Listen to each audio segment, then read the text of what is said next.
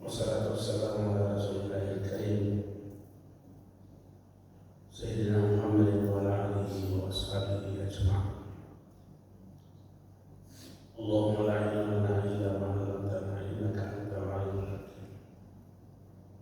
Wa 'allimna ma yanfa'una wa anfa'na bima 'allamtana. Allahumma ij'alna minal muslimin wal qawla yattabi'una ahsana.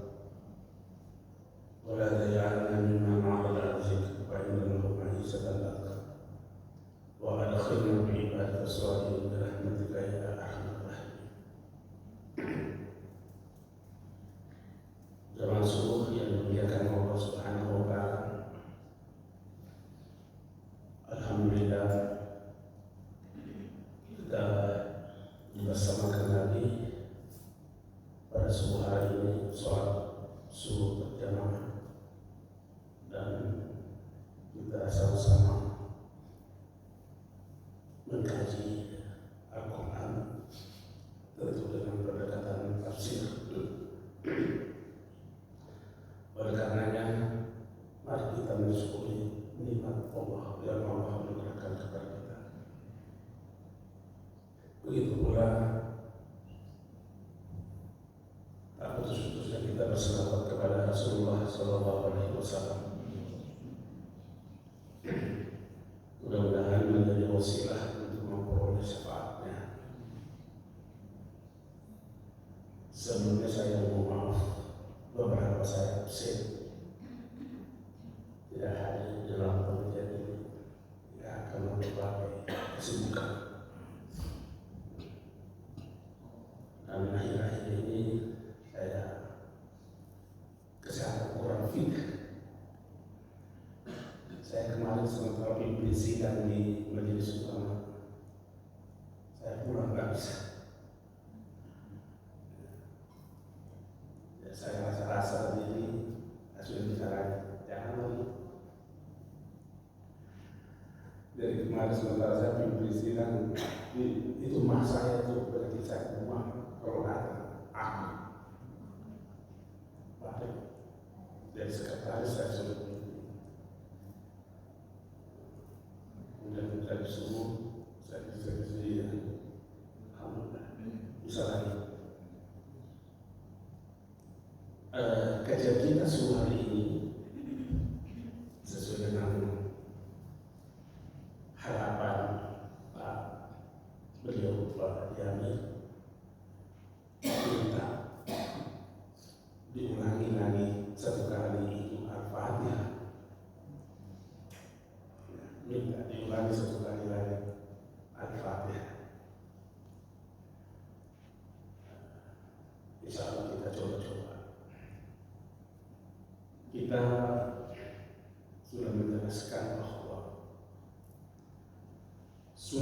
ayat pertama dari surah Al-Fatihah itu adalah Bismillahirrahmanirrahim.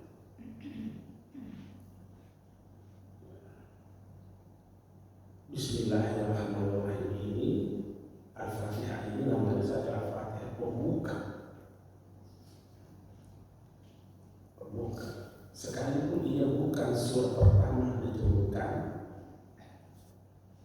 tetapi posisinya dia sebagai pembuka. Seolah-olah kita mengatakan, ini sebenarnya Al-Fatihah itu pembuka kehidupan kita.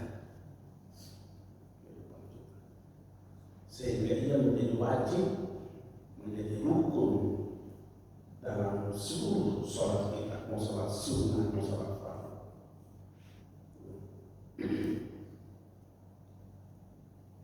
Sekalipun suratul Alaq ayat pertama itu bukan yang dijadikan sebagai pembuka dari kehidupan kita. Iqra itu hanya menjadi pemula untuk membentuk cakrawala berpikir kita tentang kehidupan. Tetapi rohnya kehidupan itu di Al-Fatihah. Rohnya kehidupan di Al-Fatihah. Sehingga kita mau mengatakan bahwa ayat pertama daripada Al-Fatihah Bismillah. Semua ulama sepakat, jumhur ulama sepakat. Kita tidak berbicara tentang hukumnya, menyerahkan al-Fatihah Bismillah dengan tidak. Ya. Karena di Mekah saja yang bermazhab Maliki, mengakui Bismillah ayat pertama dari surah Al-Fatihah, tetapi dalam sholatnya tidak dikeraskan. Nah, ini kita tidak bisa hukum seperti itu. Yang kita mau lihat adalah struktur kata kalimat dalam ayat-ayat yang ada Al-Fatihah. Bismillahirrahmanirrahim itu mau dianalisa secara kebahasaan. Kalau dilihat dari sisi urutannya, ini bukan menjadi kalimat yang sempurna dalam satu ayat, bukan kalimat yang sempurna, justru hanya menjadi kata keterangan. Coba kita terjemahkan. Bismillahirrahmanirrahim. Dengan nama Allah yang Maha Pengasih, Maha Penyayang. Yang mana subjek, yang mana predikat. Tidak ada subjek dan predikat di sini. Kan kalau kita ilustrasikan dalam bahasa kita, saya bukan saya, karena itu harus subjek. Dengan nama Allah yang Maha Pengasih, dengan mobil baru dan mahal. Ada subjek yang tidak dikasih. Tapi kenapa ia menjadi satu ayat? Menjadi satu ayat. Di mana subjek dan predikatnya? Kalau ia menjadi kata-kata, apa yang mau diterangkan?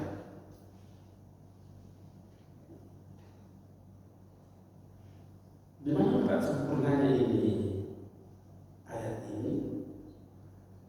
Serta sempurnanya adalah di seluruh perbuatan manusia. Karena mulai dari Bismillahirrahmanirrahim, kesemuanya itu adalah sifat Allah semua.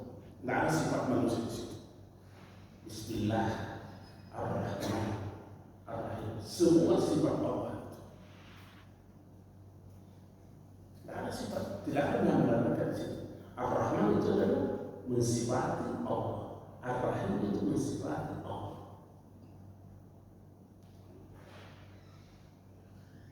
Nah, sekarang ini kita mau mengatakan bahwa kalau begitu sempurnanya ini ayat ada pada perbuatan Allah pada manusia.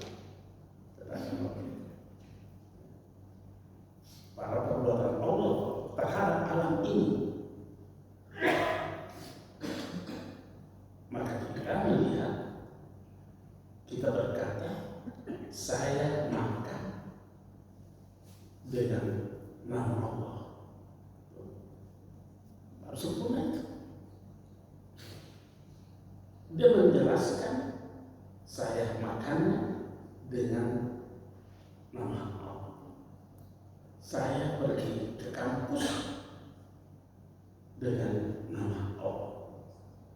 Saya pergi ke pasar dengan nama Allah.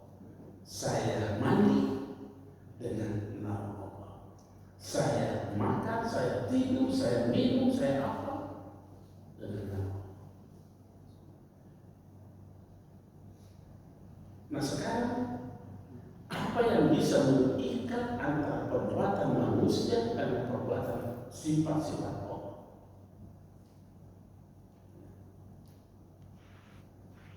Saya mau kembali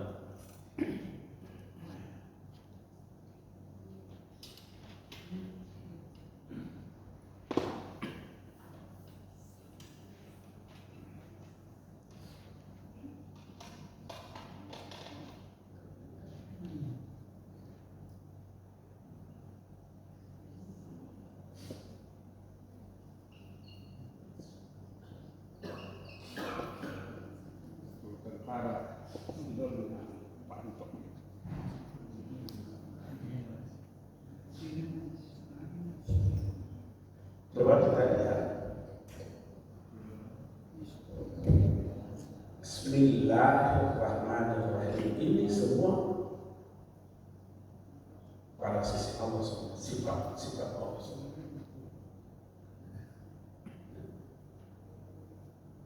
Nah sekarang di sini perbuatannya manusia ini.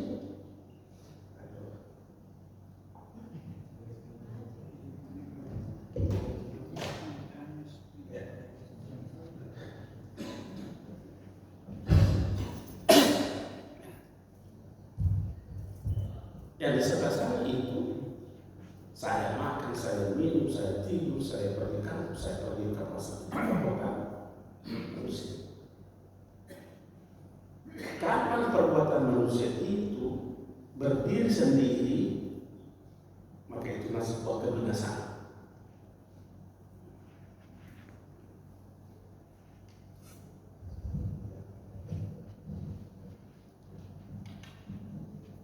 Manusia bagaimana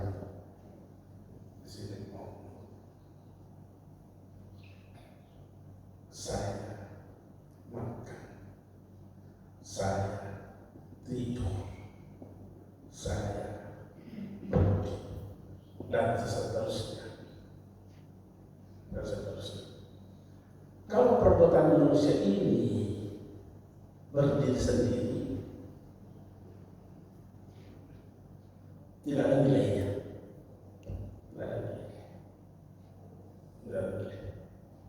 Ini sebuah keingkaran, sebuah kemungkaran, karena ia melepaskan diri dari Allah Subhanahu wa Ta'ala. Nah sekarang yang mengikat perbuatan ini dengan Allah ini B-nya itu.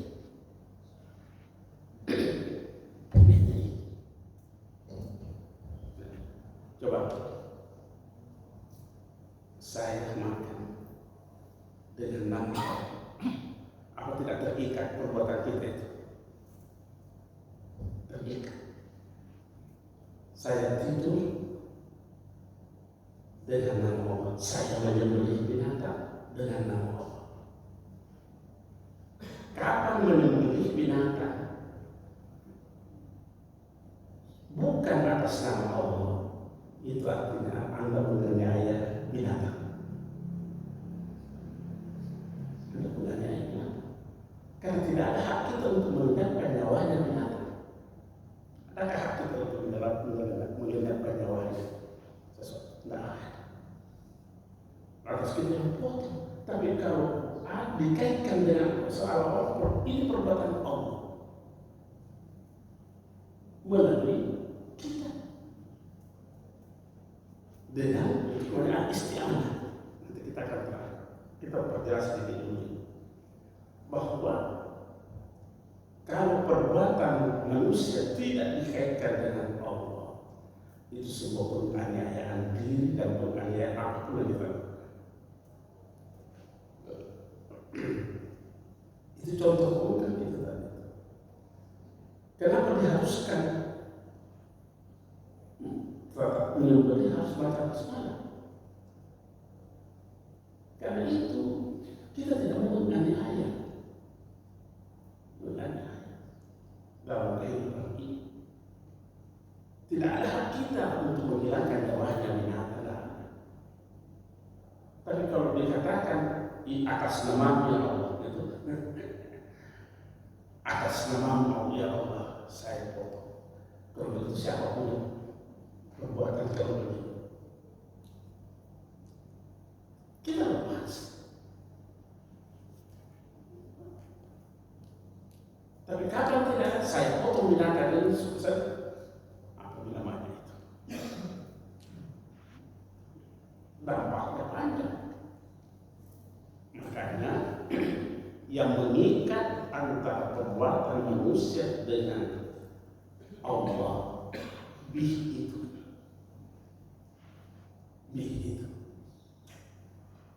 B ini bukan hanya satu maknanya. Ada beberapa dimensi di dalam kantong-kantongnya B itu. Ada beberapa kesadaran kita kita hadir di dalam bi ketika kita mengucapkan Bismillahirrahmanirrahim. Dan kesadaran itu tidak boleh berhenti pada saat diucapkan saja, boleh lanjut. Boleh lanjut. Apa dimensi pertama yang dalam kesadaran kita? Bi itu artinya al-insak, melekat. Melekatnya Allah, kebesaran Allah terhadap apa yang kita lakukan. Kebersamaan. Nah, ini yang perlu digariskan dulu. Bagaimana model kebersamaan kita dengan Allah supaya bermakna itu bi dalam kebersamaan, melekat. Jangan sampai kita tuh yang mengatakan kesadaran kita tidak seperti ini, tidak kena sesaran. Nah, memang dalam Al-Quran kan banyak makna. Wa huwa ma'akum, dia Allah bersamamu. Sekarang model kebersamaan seperti apa? Dalam kesadaran kita sebagai manusia, ketika kita memperlakukan kata-kata bersama untuk makhluk, pasti ada jarak antara kita dengan yang kita bersama. Pasti ada jarak. Dan pasti ada arah. Pasti ada arah. Dan kalau itu kita pakai juga untuk kebersamaan kita dengan Allah, artinya kita mempersamakan Allah dengan sesuatu yang kita bersama. Apa namanya? Laisa kamitslihi syai', Allah tidak sama.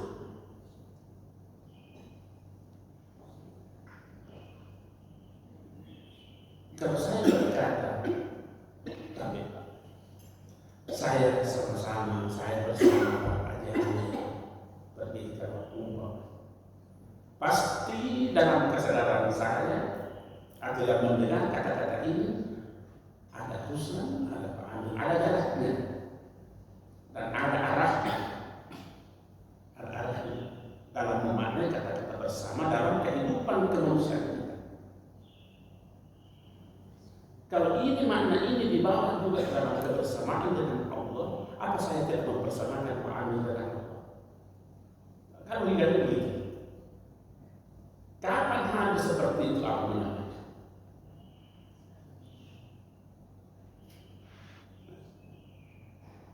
Maka sudah bisa ditangkap sampai di situ. Allah mengatakan, wa huwa ma'akum, dia Allah bersamamu. Nah, untuk menerjemahkan kebersamaan ini, sudah di situ banyak ayat yang menerjemahkan itu.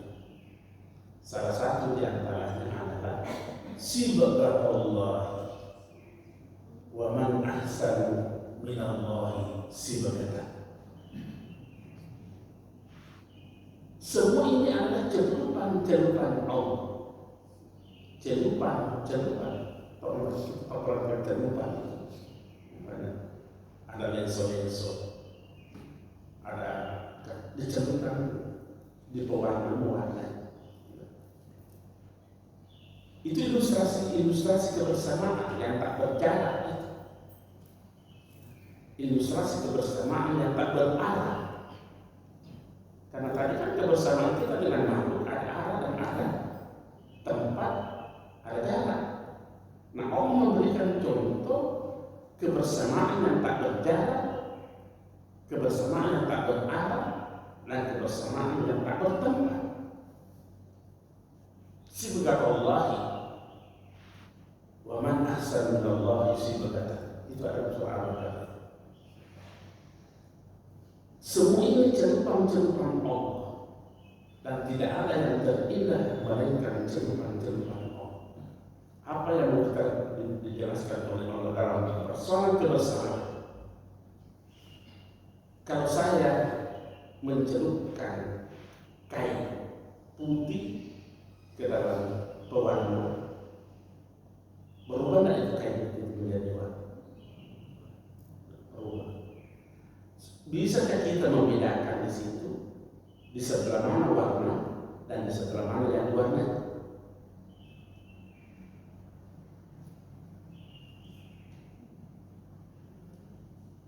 Bisa. Apakah kita mengatakan sama atau tidak bisa?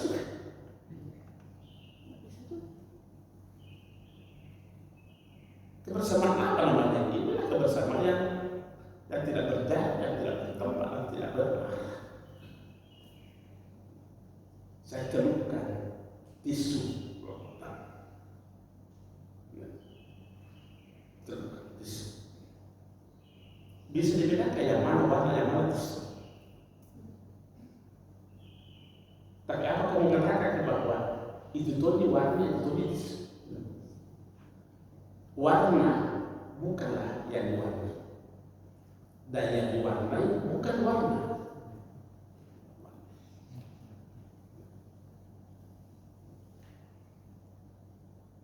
Ini baru al-isak, melekat kebersamaan. Semua ulama tafsir itu menerjemahkan bi dengan al-isak.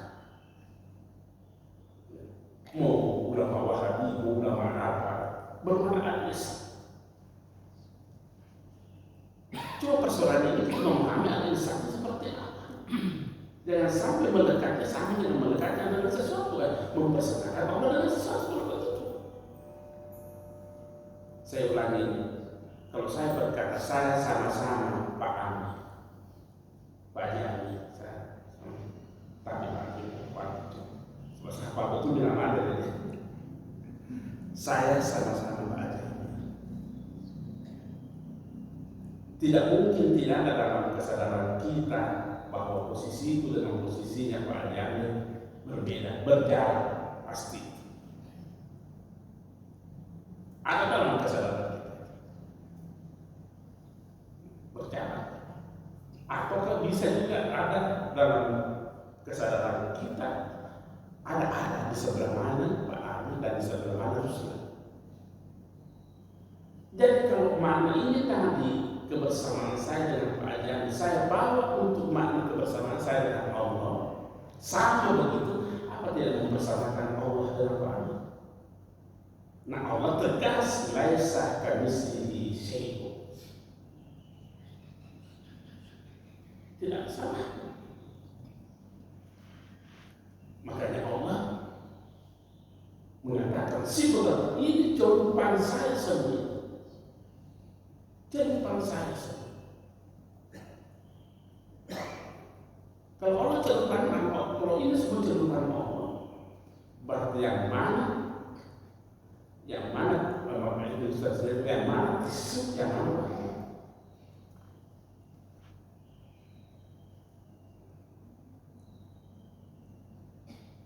Dan untuk sampai kepada tisu, ini kami contoh saja itu harus mampu kita menghilangkan warna.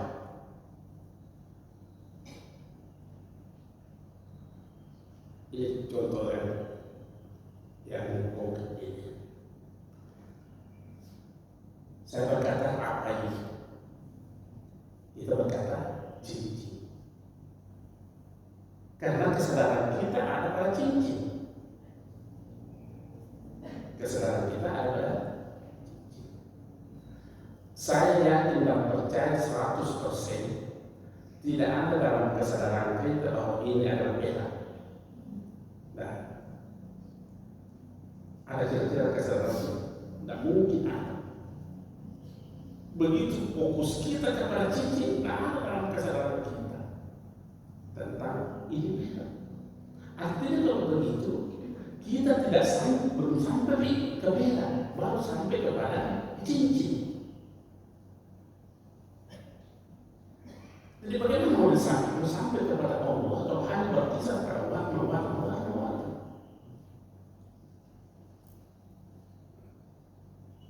Coba alihkan kesadaran kita. Alihkan kesadaran kita bahwa ini adalah perak.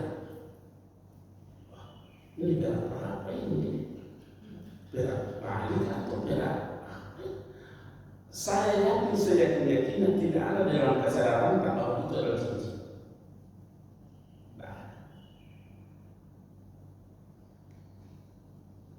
ini model kebersamaan. Makanya dalam ayat itu selalu berkata asli, serahkan, lepaskan semua itu, lepaskan semua itu, lepaskan semua. Kesuksesan Ibrahim digambarkan dalam Al-Quran aslam, menyerahkan diri, menyerahkan diri. Dan Allah tidak mau bersama. Allah tidak mau bersama. Ada kan kita dulu belajar di tauhid waktu kita berdiri sendiri. Al-qiyamu bi nafsi. Tidak mau bersama, tidak mau ditandingi. Tidak mau ditandingi.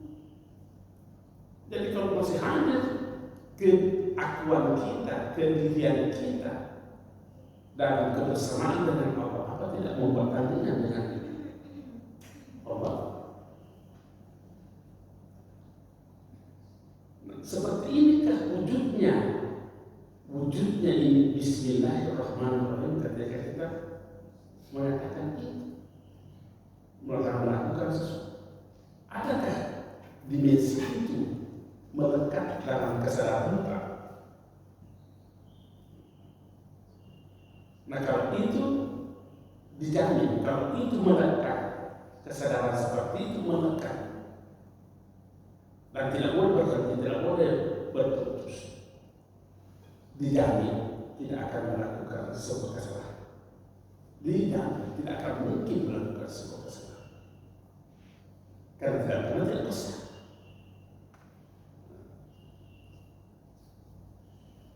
Itu kebesaran.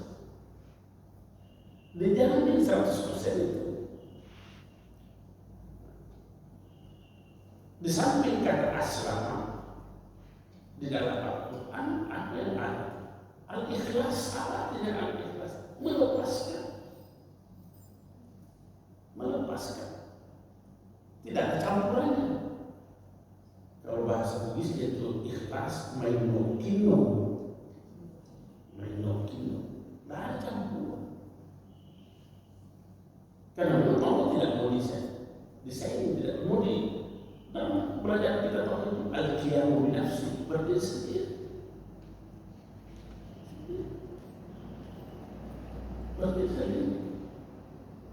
Tidak mau. Dalam Al-Quran juga dikatakan fala taj'alu lillahi andadan. Jangan bikin saja.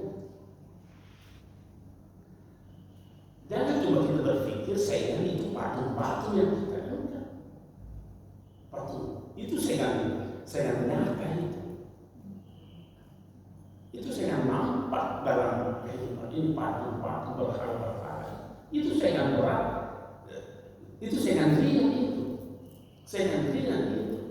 Saingan beratnya adalah menghadirkan sesuatu dalam kesadaran kita adanya aku. Kenapa berat? Karena kita susah melakukan perjuangan berat untuk melepaskan keakuan kita. Karena kita senantiasa selalu kalah.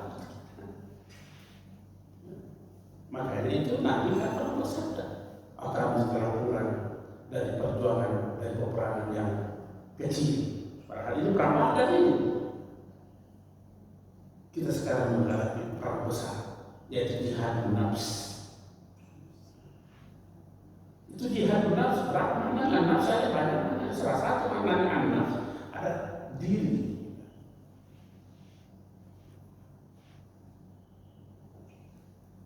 Nah, beginikah dimensi ini melekat pada diri kita ketika berkata Bismillahirrahmanirrahim. Saya Bismillahirrahmanirrahim. Dan itu tidak bisa berhenti. Jangan kesadaran itu hadir pada saat ucapan saja. Berlanjut. Inilah bahasa tasawufnya salikun.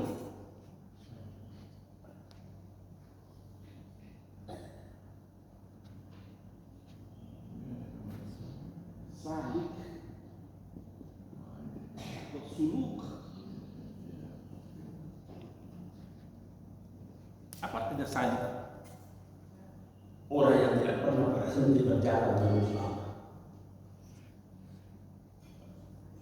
Kapan berhenti? Menikah.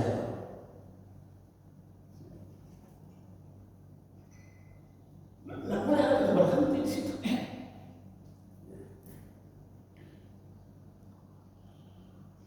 Nah, orang itu berhenti pulang kebersamaannya dengan Allah. Kalau tadi itu ukuran jarak, ukuran tempat, ukuran arah, masih dominan dengan diri kita dalam kekaitan dengan Allah. Itu berhenti itu. Saya beri contoh. Contoh ini amat sering saya sampaikan, tapi ada yang bikin bingung.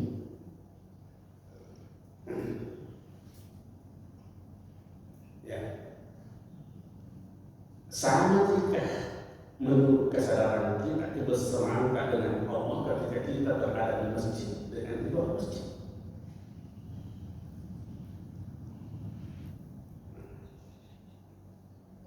Kalau menurun,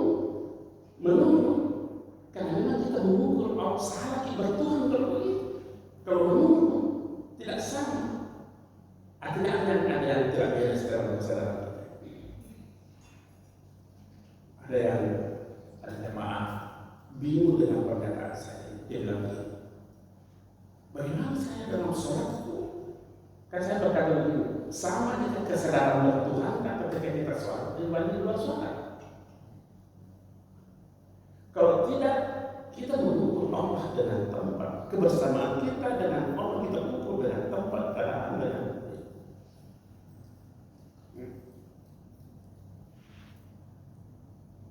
Dan pertanyaan kan yang begini. Kan katanya kalau kita takbir,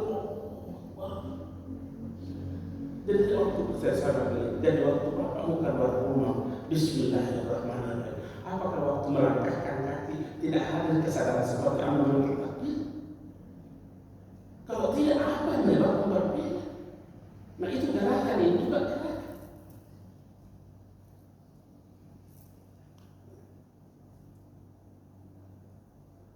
Memang sholat adalah ibadah, tapi ibadah muqayyadah. Ibadah muqayyadah. Apa itu muqayyadah? Ada batasannya. Batasannya di mana? Mulai dari takbir sampai salam itu namanya muqayyadah, terbatas.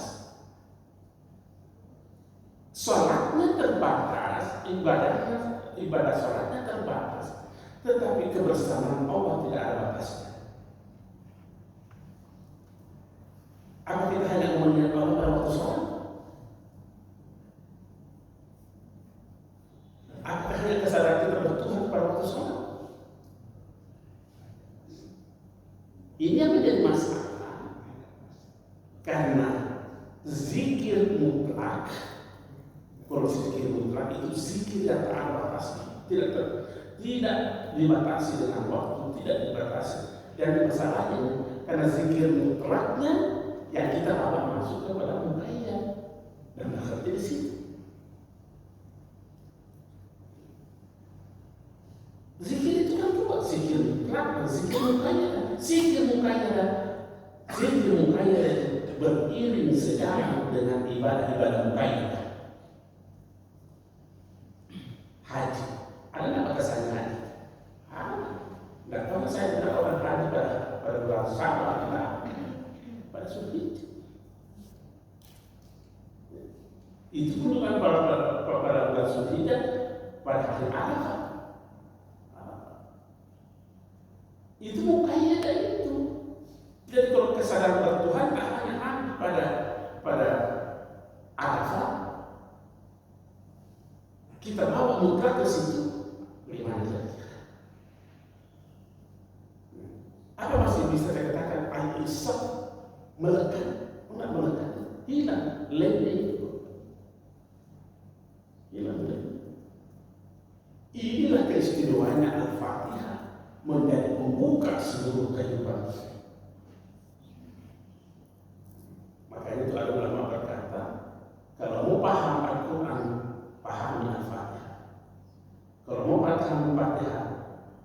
Bismillahirrahmanirrahim. Tapi saya tambah, ini saya punya tambah. Kalau mau paham Bismillah, paham bi dalam Bismillah itu saja dulu. Maaf, kita disediakan musik. Ini baru satu bid'ah ilsaki. Mana al-isti'anah, mana al-raf'nya, mana al-raf', al-i'tiraf, mana al-ibadah, mana al-apa. Sekian dan terima kasih. Wallahu muwaffiq ila aqwamit thoriq. Wassalamualaikum warahmatullahi wabarakatuh.